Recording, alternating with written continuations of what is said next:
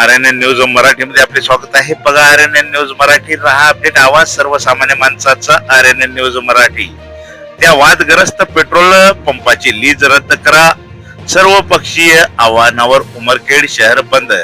शिवप्रेमींचा मोर्चा उपविभागीय अधिकारी कार्यालयावर धडकला. उमरखेड येथील छत्रपती शिवाजी महाराज चौकातील छत्रपती शिवाजी महाराजांच्या पुतळ्यास आडसर ठरणारा भारत पेट्रोलियमचा वादग्रस्त पेट्रोल पंप हटविण्याच्या संदर्भात शिवप्रेमींची आग्रहाची मागणी असताना जिल्हा अधिकारी यवतमाळ यांनी मुदत वाढवून दिली.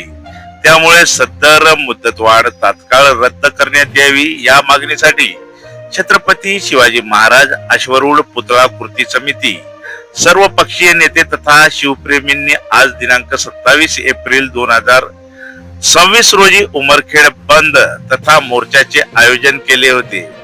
त्याला व्यापाऱ्यांनीही मोठा प्रतिसाद दिला.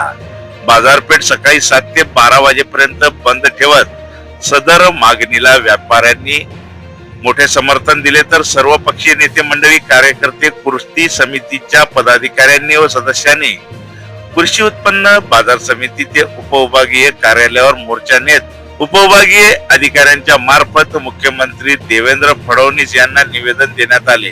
कृषी उत्पन्न बाजार समितीपासून उपविभागीय अधिकारी कार्यालयापर्यंत निघालेल्या भव्य आणि आक्रमक मोर्चाने शहरात जोरदार वातावरण निर्माण केले. छत्रपती शिवरायांच्या स्मारकालगत असलेला सारडा पेट्रोल पंप अतिक्रमित असल्याचा आरोप आंदोलनकर्त्यांनी करत त्यांची मुदत 31 जुलै 2025 रोजी संपलेली असतानाही जिल्हा अधिकाऱ्यांनी दिलेली मुदतवाढ हा जनतेच्या भावना दुखवणारा निर्णय असल्याचे स्पष्टपणे नमूद केले. या पार्श्वभूमीवर शहरात संतापाची लाट उसळली असून आंदोलन अधिक तीव्र होण्याची चिन्हे दिसत आहेत. आज सकाळपासूनच उमरखेड मधील सर्व प्रमुख बाजारपेठा, दुकाने आणि आस्थापना पूर्णतः बंद ठेवण्यात आल्या होत्या. कृषी उत्पन्न बाजार समिती येथे हजारो नागरिक, शिवप्रेमी, सामाजिक संघटना व सर्व राजकीय पक्षाचे पदाधिकारी एकत्र जमले. संजय गांधी चौक मार्ग छत्रपती शिवाजी महाराज चौकातून निघालेल्या मोर्चाने घोषणाबाजी करत उपविभागीय अधिकारी कार्यालयावर धडक दिली. या मोर्चात खासदार नागेश पाटील आष्टीकर, माजी आमदार प्रकाश पाटील देवसरकर, विजयराव खडसे, नामदेव ससाने, भाजपा जिल्हा समन्वयक नितीन भुतडा, शिवसेना जिल्हा संपर्क प्रमुख सीतांगराव कदम, काँग्रेसचे राम देवसरकर, तातूभाऊ देशमुख, ऍडव्होकेट जनशक्ती पॅनेलचे संतोष जैन, बाळासाहेब चंद्रे, काँग्रेस तालुका अध्यक्ष दत्तराव शिंदे, परवीन पाटील मिराशे, पुतळा कृती समितीचे अध्यक्ष अभय पवार, उपाध्यक्ष रमेश चव्हाण यांच्यासह शेकडो शिवप्रेमी मोठ्या संख्येने सहभागी झाले होते. एकूणच उमरखेड बंद आणि आजचा मोर्चा हा प्रशासनासाठी इशारा ठरला असून आता शासन काय निर्णय घेते याकडे सर्वांचे लक्ष लागले आहे. RNN news Marathi, Umarkhed. आज उमरखेड मध्ये सर्व पक्षीय आंदोलनाला मी इथं आलेलो होतो.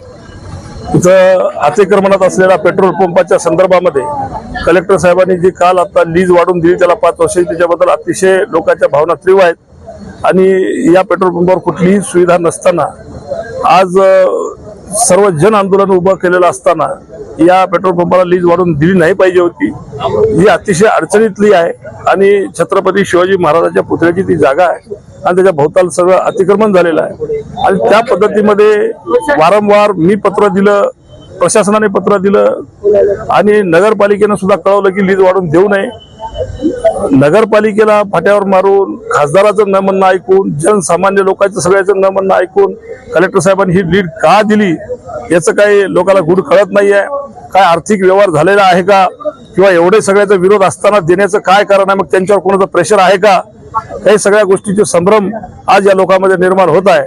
आणि या संदर्भामध्ये सर्व जनसामान्याची भावना लक्षात घेऊन आम्ही आज इथं आंदोलन केलेलं आहे. आणि उद्याला आम्ही आता मंत्र्याकडे सुद्धा हे निवेदन देणार आहोत, कोर्टामध्ये सुद्धा जाणार आहोत आणि याची सखोल चौकशी झाली पाहिजे असं आमचं मत आहे. की ही एवढ्या सगळ्याचा विरोध असताना कलेक्टरनं हे परवानगी लीज वाढवून दिलीच का याच्यावर विषय आहे.